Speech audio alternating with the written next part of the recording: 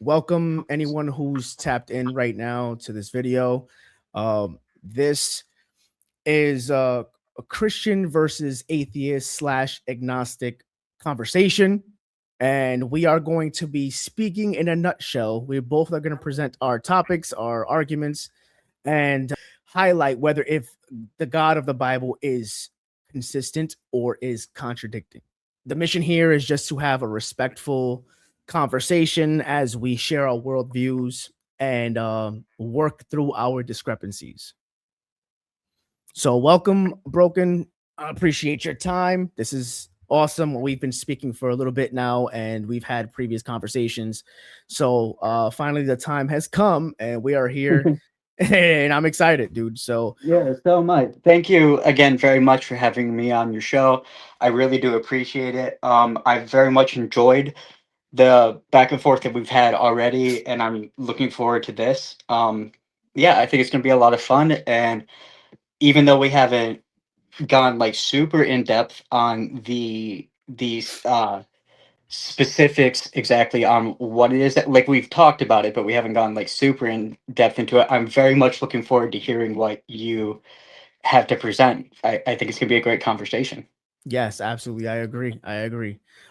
And I think that just before we enter, I've spoke to a couple of atheists, right? Like I've had some atheist friends, and when I've had conversations, radical kind of like on the spot conversations, um, I felt like it was shut down without any kind of chance to just having at least try to have an understanding, right? And Right. so this is why I feel like this is such a great opportunity to speak to someone who is an atheist and an agnostic, right? At the same time, but you've at least read the Bible. So whether if you Yeah. took what you took from it, but the point is that you're not arguing from thin air. You have some type of substance or some type of reason why you see the inconsistency or Yeah. whatever it may be, because there's a lot of people out there, and I would advise any atheist or skeptic or agnostic to do exactly what you do, to at least stand on something, you know? Well, that's. I didn't mean to cut you off, but yeah, No, you're that's good. it's. We brought this up in like that little preview conversation that we had, where why wouldn't you familiarize yourself with the thing that you don't agree with? Like you Right. couldn't present a coherent argument if you're just like, oh, I just don't think it's real. I will Right. say though, just to add on to that, so I definitely understand where you're coming from with like the having conversations with people kind of out of the blue. I do think that there's kind of two aspects to that. One, this is a taboo topic and people catch feelings about it. I don't Right. understand why it's a taboo topic. It's so prevalent in today's society. Why can't we discuss this? I am broken. That is my handle. I am doing this with Derek as part of a collaboration project between his channel and my channel. I'll provide you with the link for that and everything so that you can post that if you want to tag and all that. Um, but yeah, so I am an agnostic atheist. I also said this on the our preview. I am 100% agnostic and I'm 100% atheist. What I mean by that is they ask two different questions. Agnosticism or agnostic or the word gnostic answers knowledge. Like, I do not have knowledge for or against the premise of the existence of a deity. And then there's atheist. It's a meaning without, and then theo or theist meaning a god or a godly um, theology. I'm without a theological belief in God. I'm absolutely open to change. If the evidence is presented to me and can be corroborated, I would change my mind immediately. But yeah, so I have an argument that I'm presenting.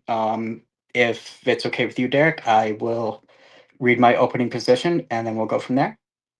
Yeah. Yeah, bro. Absolutely. Go ahead. The floor is Okay. yours. Hello. Thank you again for having me on your channel for this debate. I appreciate the opportunity to have this discussion with you with the agreed upon, agree to disagree nature. The basis of the argument that I'm going to present here, in my opinion, or in my opening statement, is a combination of what most would consider two individual arguments. I, though, find them to be so closely connected that combining them seems natural. I'm going to begin by talking about the nature of the God of the Bible as he is described. The characteristic traits, or his characteristic traits, consist of what are referred to as the omnis. These are omniscient, all knowing, omnipresent, all present, omnipotent, all powerful, omnimerciful, all merciful, and omnibenevolent, all loving. At first glance, these characteristic traits seem to be what dreams are made of when it comes to the best God that one could think of. But when examined a bit closer, there seems to be cracks at first, but eventually turn into giant caverns within the character of God himself. As I said at first, they don't seem all that big, but once you combine his traits with the traits that are given to his favorite creatures of all, the humans, namely free will, that is when the cracks become glaring. Free will is the singular most important bestowed trait upon human beings in all three Abrahamic faiths. Free will is the reason why anything can happen to anyone or why anyone can do anything, including what happens to us when we die, heaven or hell for eternity. Uh, as with the omni traits and the deity in question, free will sounds like a fantastic thing to have gifted us. And on the surface, I would agree. Uh, then, though, there comes the combination of human traits and the traits of Yahweh. Once that happens, there logically seems to be inherent contradictions that arise, which is the first part of my two-part argument I'm going to point out. Uh, Derek and I have had several conversations over the last month or so discussing the specific positions we each hold. One of which for Derek is that the Bible is true completely, including the traits ascribed to God and us, as well as an individualized personal divine plan for each person. It seems to me that if God is omniscient and divinely ascribed a plan to each of us before we were born, then the most important trait gifted to us human beings, free will, couldn't exist. How could we have the ability to do anything outside of his predetermined individualized plan? I would argue that we couldn't. And it seems to logically follow that if we do not have free will, if God is omniscient, if we do not have free will, if God is omniscient, on the other hand, assuming the most important trait given to us is real, and we have free will, if we have the ability to freely choose everything that we do and every choice we make, then the God of the Bible couldn't have predestined us with a divine plan or truly be omniscient. Both of these logically coherent ideas work perfectly individually, and each one of them seems to be a true statement, but each one is stating the opposite of the other. Therefore, both cannot be true at the same time, or both cannot be true statements at the same time, creating what is an inherent contradiction between them. I will demonstrate this later in our debate. Now I'll move on to free will and its connection to omnipotence, and how this creates an additional contradiction. This is a rather simple one, assuming that the gift of free will is true, and and we do have the ability to freely make decisions, not the illusion of so. That would make the God not omniscient. God still may know all of the past and all of the present, but the inability to know the future would be a power that God wouldn't possess, therefore making him not all powerful, aka not omnipotent. Either we have free will and God is not omnipotent, or God is omnipotent and we don't have free will. Next is the straight contradiction within the omnis alone: omniscience and omnimercifulness, omnibenevolence and omnipotence. We know from the Bible that the only unforgivable sin is the sin of blasphemy, or informed rejection of faith in God. This results in not being saved and eternal damnation to hell. If omniscience is true, then God would know that an individual would blaspheme and would have created them regardless, having the foreknowledge that they would not be forgiven, not all merciful, resulting in them being tortured for eternity, all of which contradicts any understanding of a loving being or any understanding of what a loving being would do. Once demonstrated to be not an omnimerciful or not omnibenevolent, then there is not omnipotence. The second argument that I'll be presenting is a combination, or is in combination with the omni arguments, is an argument for the immorality of the God of the Bible. Assuming that all of the attributes pertaining to him as described in the Bible are true, then they do not align with the laws given by or directed by the God of the Bible, as well as do not any longer hold up in comparison to a modern standard of morality. The God of the Bible is said to be all loving, all merciful, but orders gay men to be killed simply for being who the omniscient deity knew they were going to be, as well as orders us to do the killing, turning anyone that follows his laws into murderers, contradicting the sixth commandment, Leviticus 20:13. There is the tale of the bitter water. This tale is about a directive directly given by God to perform an abortion ceremony on a woman if she becomes pregnant and the husband claims that she has committed adultery. The woman has no choice but to participate. This is a forced abortion practice ordered by the all merciful, all loving God of the Bible, as dictated to Moses, breaking the fifth and sixth commandments, Numbers 5:11 through 31. In the book of Exodus, there is a part where the God of the Bible hardens the heart of the Pharaoh. This results in him not allowing the enslaved Israelites to be set free as punishment for not, or as not. This results in him not allowing the enslaved Israelites to be set free. As punishment for not setting the Israelites free, God enacted the final plague of Egypt, the death of every firstborn child in Egypt, not just the firstborn of the Pharaoh, but the firstborn of every family in the country, the vast majority of which have absolutely nothing to do with the enslaved people that God wanted set free. So God killed thousands of innocent firstborn children. And remember, he did this because the Pharaoh wouldn't release the slaves. But this only happened after God hardened his heart, which was the sole precursor reason why the Pharaoh didn't release them. Meaning, God killed innocent people and only killed them because the Pharaoh made the decision that God knew that he would make. Exodus 10:27, Exodus 11:4 through 9, and Exodus 12:29 through 30. These are just a few of the hundreds of morally unjustifiable actions either committed, ordered, or condoned by the God of the Bible, as some examples. This isn't even mentioning all of the almost daily natural disasters or other morally reprehensible acts or situations that only exist because an omniscient, omnibenevolent God who created everything at best allows these to happen, or at worst did these things on purpose. Uh, if there were someone alive today that committed these exact same acts, there wouldn't be a person on the planet that would call this person a morally good man. The only reason that these actions are considered good are because they are attributed to the God of the Bible, and the Bible calls him good. I would like to end this opening statement by circling back to my original potential contradiction between omniscience and free will by asking a question. If the God of the Bible is omniscient as described and has a predetermined, individualized divine plan for everyone, and knows today with 100% certainty that tomorrow for lunch I will have a roast beef sandwich per the divine plan, how do I have the free will to choose tuna fish instead? Thank you for allowing me to present the opening foundation of my arguments for this debate. So the way free will is understood is God knowing all things, right? But Mhm. knowing something will happen is not the same as causing it to happen. When I observe free will and I have like the understanding of what that is, God knows all things, but he doesn't force those things to happen.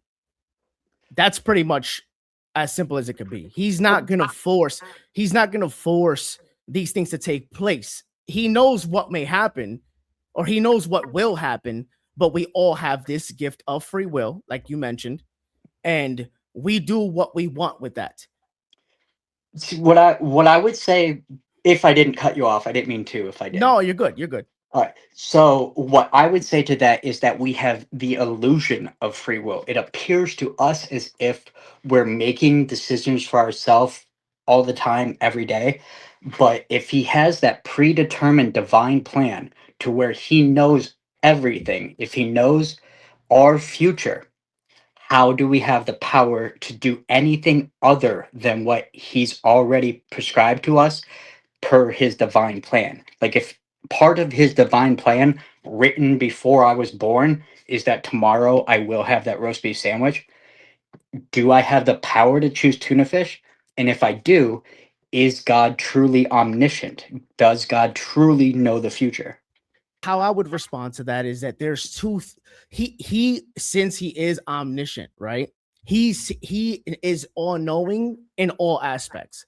So he's not only all knowing in what he predestined for the person, he also knows what choice they will make on their own with the gift of free will.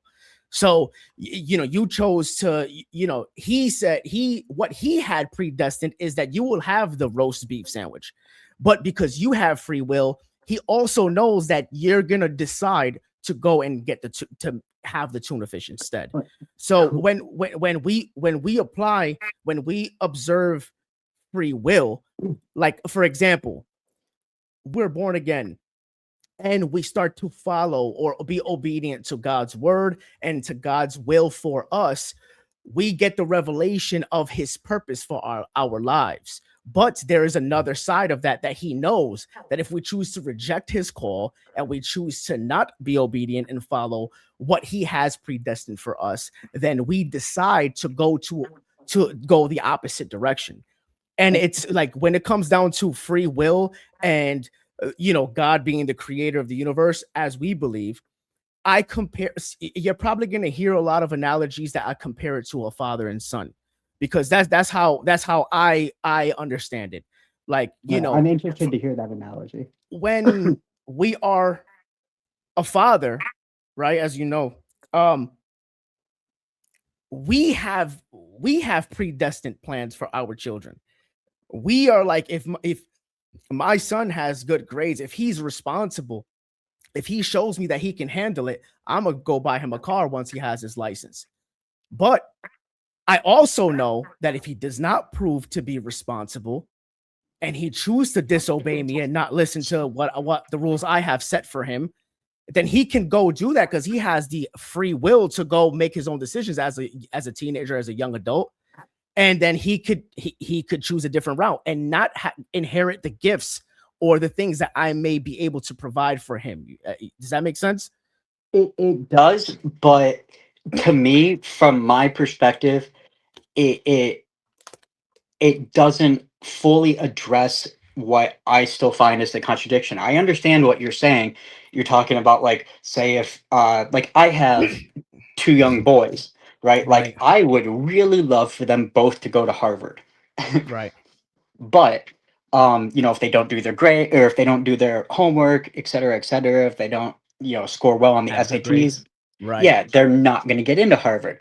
Now, that's my plan for them. Okay. But I'm not the one that created them. Like, I created them because I slept with their mother, but right. I didn't create them in the same way that the God of the Bible is described as creating them. I didn't have a predestined divine plan for them to, like I was saying, if God knows with 100% certainty that I will have that roast beef sandwich. And I know I'm going back to that question, even though I was just Yeah, talking about my kids, but yeah. No, no, no. like, That's cool. okay, like, if he knows with 100% certainty today because he knows the future, okay, how could I possibly go against his plan? Like, how could I demonstrate that God doesn't know the future unless if I don't have free will? Like, I don't know how I could choose that tuna fish sandwich if God knows I'm going to choose roast beef. And if we take that, but we apply that same logic that I'm using to, like, me, like, I am a non-believer. I'm also very familiar with the God of the Bible and the gods of several other religions. I know of him, and I'm a non-believer. Like, to me, I'm choosing not to believe that thing. Right. But if God knew that I wouldn't believe, and the result of my blasphemy would be me being unforgiven, and I would spend eternity in hell. And he created me anyways, knowing that ahead of time. Okay? I had no choice but to not believe. But that is the way that omniscience is described in the Bible. It is all knowing. It knows Right. everything, past, present, and future. Right. So if God knows that I will have that sandwich, I still don't see how I could freely choose tuna fish outside of the divine plan that he has already ascribed to me before I was born. Now, if we take the same logic that I'm presenting and we put that towards me being a blasphemer, someone who has knowledge of the God of the Bible, but has chosen not to believe in him, not to believe the story to be true. How did I have the choice to believe it was true if God knew that I would be an unbeliever? And the result of that me being an unbeliever is for my sin not to be forgiven and for me to go to hell for eternity simply because I followed the divine plan that he already ascribed to me. It seems to me as if there's an inherent contradiction between omniscience and free will and omniscience and being all merciful, and I could extend that to being omnibenevolent.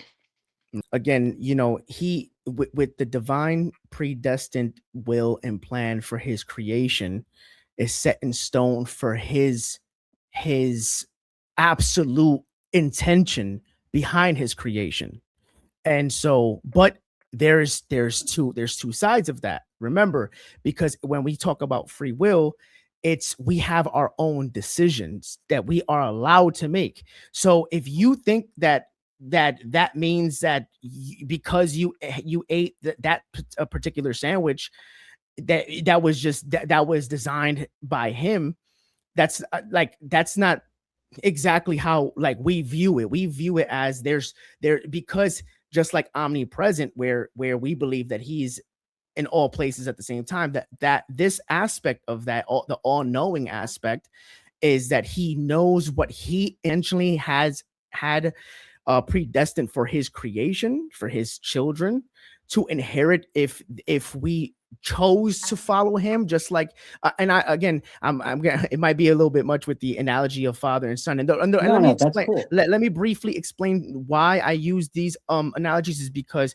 believers, we have this intimate relationship with God, and with that we also believe, because if we believe in Genesis, God spoke about creating us in his image, then we mirror. We're not completely like God. We don't believe that. But we mirror because we are a creation of, and because he says made in my image. So with I use these analogies because it's like that. Like we would believe our heavenly Father is that standard. So just like our earthly parents and we have earthly children, we look at it in that aspect too.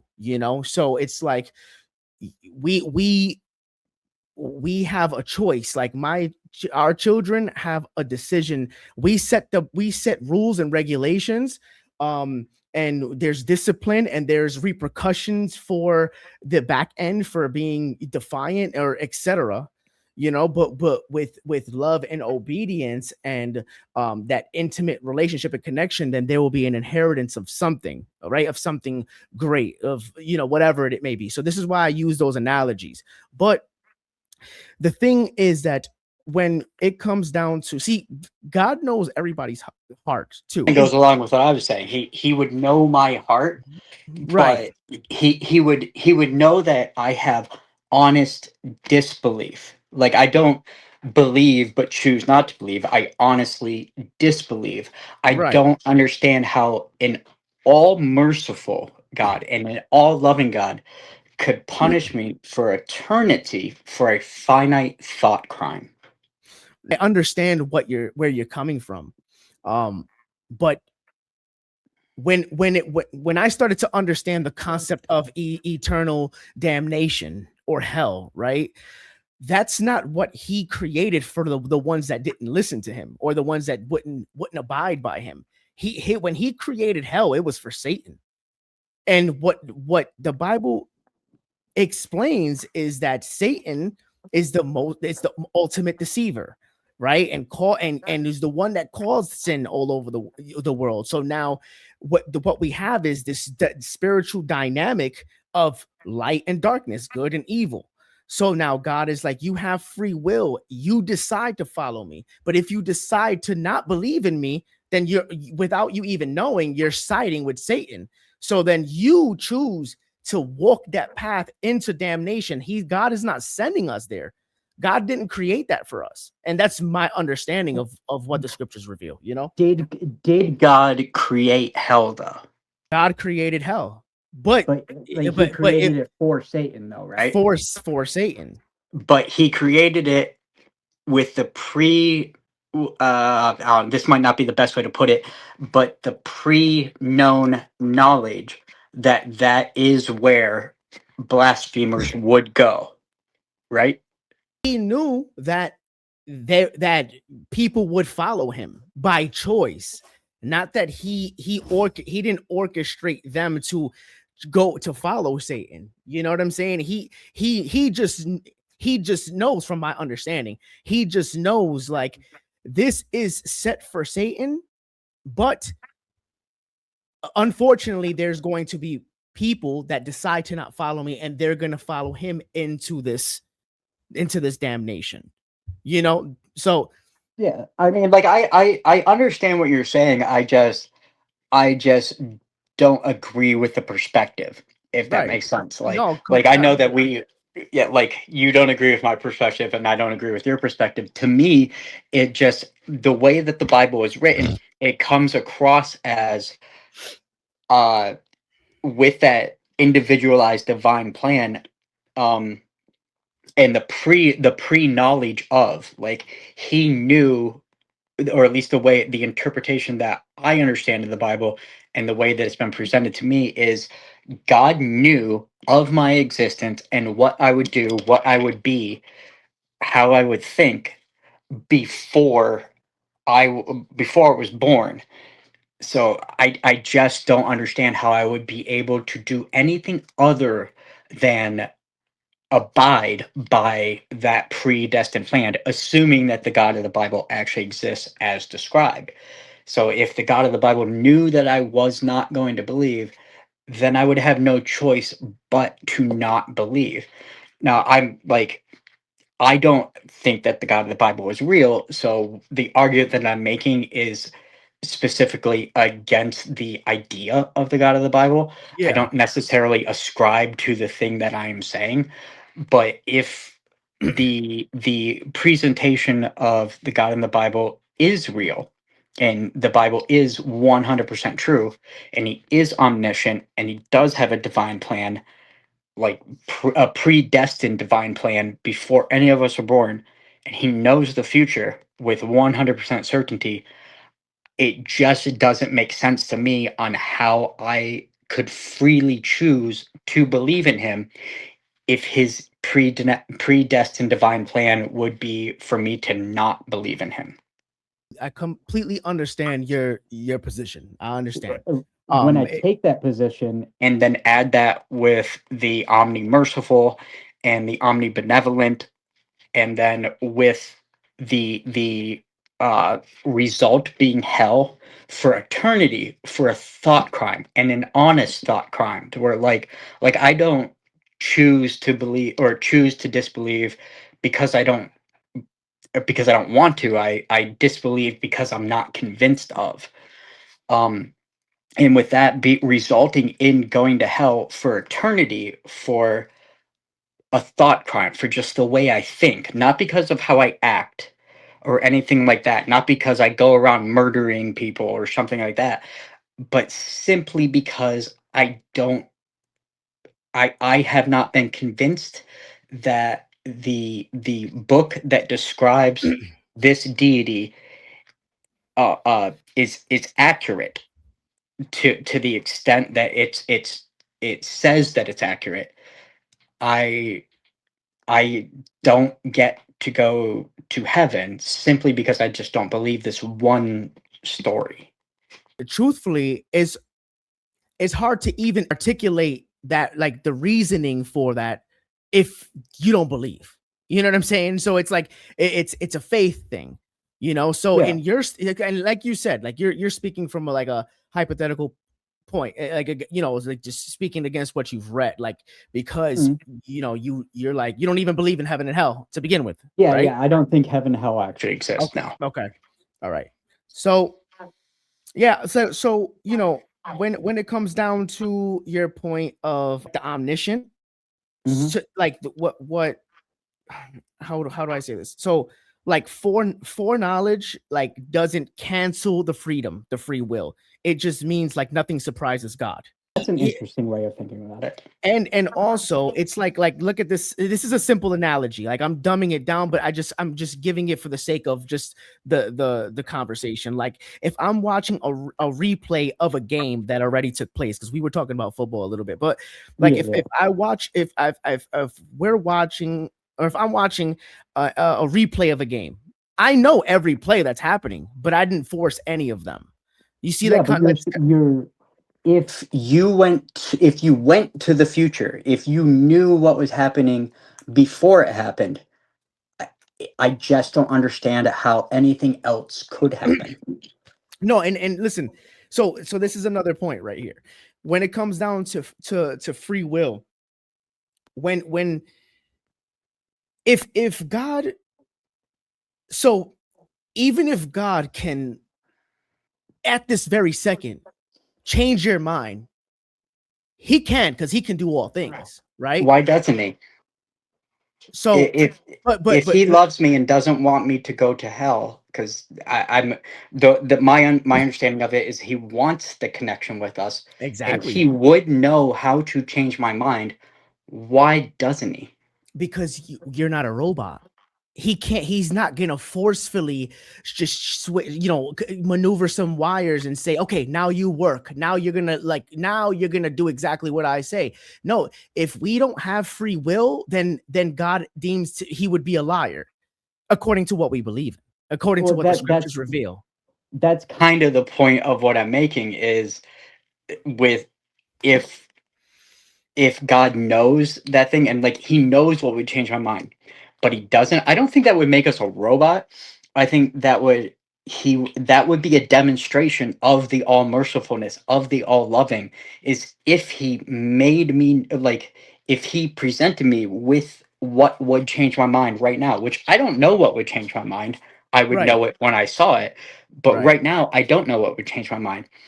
But God, it being omniscient, does know, and if he loves me and he wants me to be in heaven with him, and if this is this all blissful place of just everything being perfect in every way, I want to be there. But right, I don't, yeah, and this is the thing, like I would want that, but I don't have the convincing evidence being presented to me, at least from my current understanding, but he knows what would convince me. Yet he's withholding that from me, even though I would want to be convinced. And I don't see that being an all loving act to withhold information from me that would make me be a follower of him. Like right, he sounds great. He sounds like, well, actually, he does. He doesn't sound great according to the Bible, but I'm going to assume that he's great for the right, argument that I'm making. right. Um, he sounds great. It sounds like an awesome place. I really don't like being in really hot environments. Like I've been to Florida. Florida sucks in the summer. Yeah, yeah. So Nah, like but I and heaven got the perfect temperature, bro. exactly. Like I love 75 degrees. I would Yeah, love to be in 75 degrees for eternity. I right, don't want to be in 100 degrees with 99% humidity. exactly. And that's Florida. I'm assuming hell is a lot worse. So so if he knows that would prevent me from going to the worst Florida, and I don't want to go there. I want to have this information. I want to believe. Why is he withholding this information from me when he could give it to me at any point in time without even any action, because he's omnipotent? Like, this would be so simple for him, yet he's Right. withholding it from me. It seems like a contradiction between his actions and being and actually being our understanding of omni-merciful, and his actions and our understanding of omnibenevolent. But the fact that you even have a true want to understand, or you have a true want to believe that it may be true, that's interesting in itself. And it's like the scriptures say, seek and you will find, and this is the thing that, trust me, God's waiting to reveal himself to you. This is what I believe. God is waiting to reveal himself to you, but because of his gift of free, the scriptures also talk about that his gifts are unrepented. So he doesn't strip away his gift just for a moment because he knows he can do it. He just won't, because he will be a liar. So that right here is the moment where you can put him to the test. And what I mean by that is because there's been many, many, many, many testimonies of atheists and people of other belief systems that were just so confused, and they wanted some type of divine answer, and like literally cried out, test him, and see what happens. That's it. I'm testing him right now, though, aren't I I? know, Like, I'm right? I'm In a sense, vocally yeah, speaking out, saying I don't think you're real. Like, right. if the Bible is 100% true, I'm condemning myself to hell, literally live on your show. Or, well, not live, but No, no, I'm no, but literally can. Yeah, 100%. I'm I get it. saying I don't believe you. Like, I don't think that you're real. I've Right, seen, I've read the same book that you've read. Well, maybe not the exact same written version of, but I've read the Bible just like you've read, right, and right. I don't believe the story. Like, what else is it that I would need to do in order to believe this? And why is it that this person has read the Bible and believes it, and why haven't I? Why are you making it more difficult for me? That doesn't seem like a merciful act. It seems like a obstacle to overcome. And why would a all loving deity put obstacles in front of somebody in order for that person to believe them, even though they've done the exact same thing that someone else has done, which has met the same criteria for that person in order for that person to believe, but it doesn't work for me. So two things, because you had mentioned, like, oh, how come God makes obstacles around it, right? Well, Yeah, yeah, that's exactly what I'm getting at. what I truthfully believe is because the scriptures also say that God is not the author of confusion. And then the scriptures also say that Satan is the deceiver. So when we kind of do the math, when it comes down to like the spiritual realm and what may cause us to delay God's initial plan or intentional plan for us, right? Um, the obstacles that come into our life is to steer us off of the track that God is trying to call us to, like that he's intended for us to have. So it's not God that's causing the obstacles. There's a spiritual veil that's blocking us from entering that version of us where God wants us to be. But because again, the free will is here, and because Satan is the deceiver, spiritual attacks is what causes the for us to be quote unquote spiritually blind, and won't allow us to break through that veil. Now there's another part to this that I wanted to share, which Okay. was that we believe in divine timing. So Define what? I'm sorry. in divine timing, Okay. like God has a certain time per person that may answer the call, right? Because it says the scriptures also say many are called, but a few are chosen.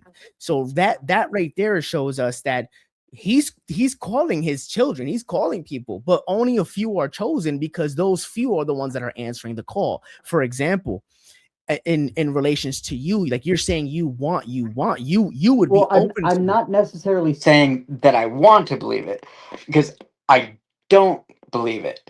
But I'm Right, saying if this was true, right, I right. would want to believe it. There's, I know that sounds like semantics, but it to me at least it's an important difference.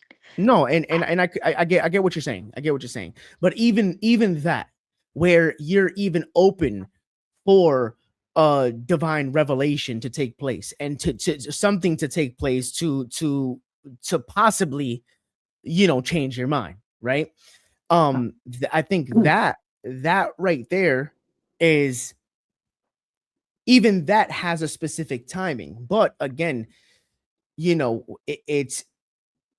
it depends on us. And also, just one more thing regarding to this point.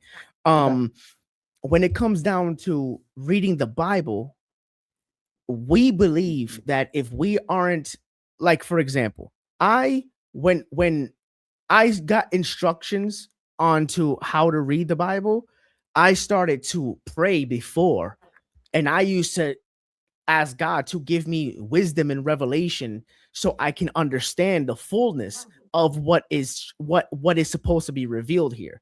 Because there's many people, like I had a debate with this dude who said he had a degree in theology, and but his whole mission was to do exactly that, find ways to debunk. And so he studied the scripture, but there's a lack of spiritual revelation in that. So if anybody can pick it up and read it, and it's just, okay, it was a good read, or okay, but it means nothing. You know what I'm saying? So the book isn't like a magical book that will open up and it would just, the person who has it in his hands will just automatically boom. Like, because I didn't get my revelation fully, like I didn't get drawn to God from that. I had a whole different experience. You know what I'm saying? But then Right. Yeah, that that's led why I me. mentioned like it might work for some people and not others, because Right, I didn't know right, your specific thing. Yeah.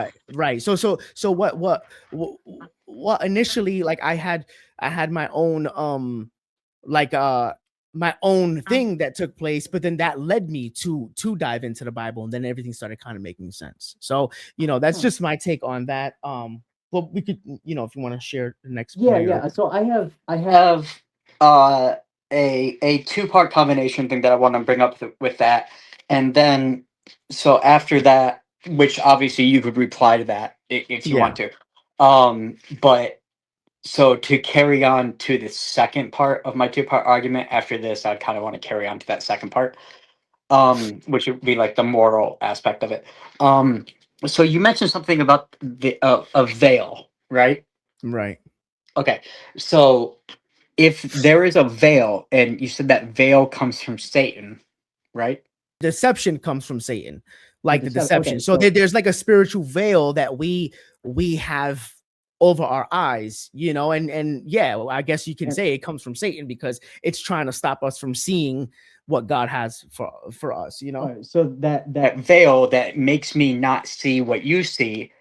At least, I mean, if I'm interpreting what you're saying correctly, uh, is a veil that deceivingness comes from Satan, and that is the only thing that would be preventing me from seeing God.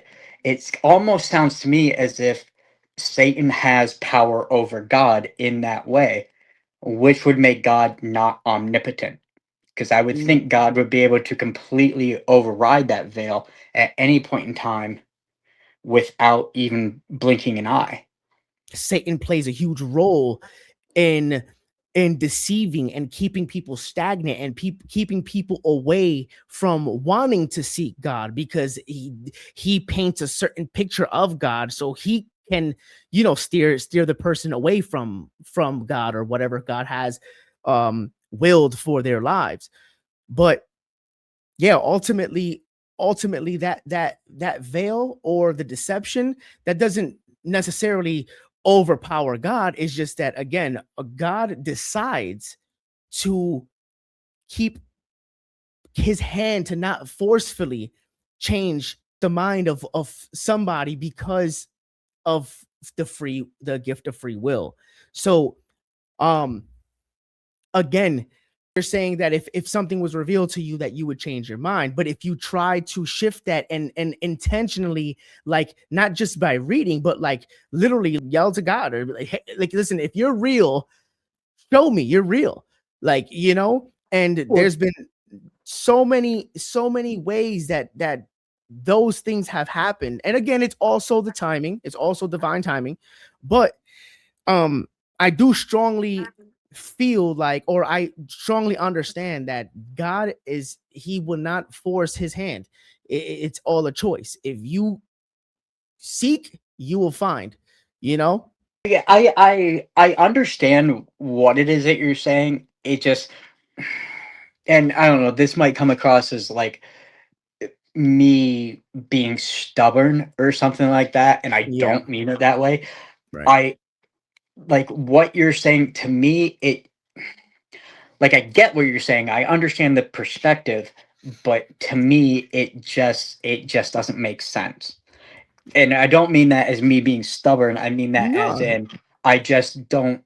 I just haven't seen that rationale yet, I guess. Okay.